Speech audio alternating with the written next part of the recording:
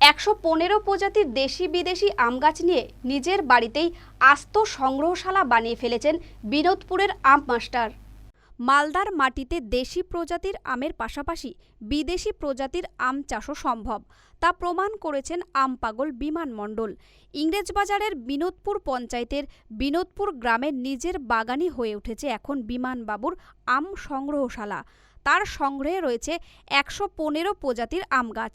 তার সংগ্রহে থাকা প্রতিটি আম দেখে মুহূর্তে বলে দিতে পারেন। আগ্রহী চাষিরা তার কাছে পরামর্শ নিতে এলে সাহায্য পরামর্শ দেন। বয়স যখন 15 তখন থেকেই আম গাছের পরিচর্যার সঙ্গে যুক্ত বিমানবাবু। 30 বছর ধরে আম গাছের পরিচর্যা করে চলেছেন আম পাগল বিমান মণ্ডল।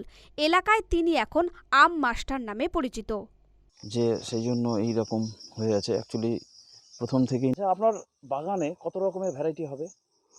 আমার বাগানে মোটামুটি সব বাগান মিলে 115 রকমের ভ্যারাইটি আছে।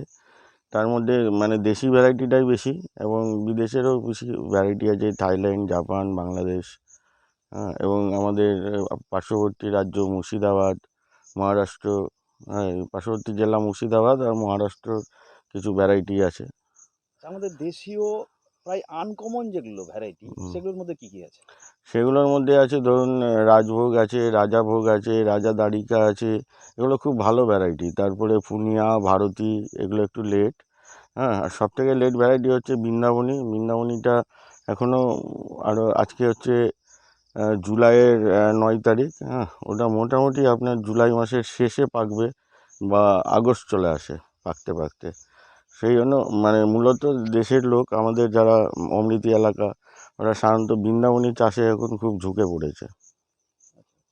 আর এমনি থাই ভ্যারাইটির মধ্যে কি কি আছে? থাই ভ্যারাইটির মধ্যে আছে যেমন ডকমাই আছে, থাইল্যান্ড থাই 4 কেজি আছে, আরও এই জাপানের যেমন ধরুন পালমার আছে, তারপরে মিয়াজাকি আছে, এগুলো আছে। আরও আছে রেড আইভরি, হ্যাঁ, রেড পালমার।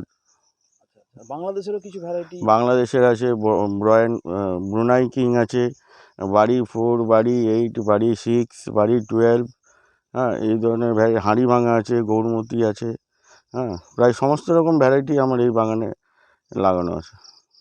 এমনি এই আমগুলো এতগুলো আমের নাম বললেন, এই আমের গাছগুলোকে চেনেন কি করে? বা দেখুন, আমার যখন 15 বছর বয়স তখন থেকেই আমের আমার বিভিন্ন শখ। আমি চেষ্টা করি বিশেষ করে মালদার আমকে প্রমোশন করার বিভিন্ন জায়গাতে। যতটা পারি আমি কম পেস্টিসাইড ইউজ করি এবং আমি আমার গাছের নিজের নার্সারিও আছে। মানুষজনকে আমি নিজস্ব গাছ ভ্যারাইটি দেওয়ার চেষ্টা করি সবসময়, যাতে জেনুইন এবং অরিজিনাল ভ্যারাইটিটা পাই। কারো যদি অবিশ্বাস থাকে তো এসে আমি গাছে ফল দেখিয়ে দিই, যেমন আজকে আপনাকে ফল দেখালাম। গোলাপ ঘাস। মালদা টুডে।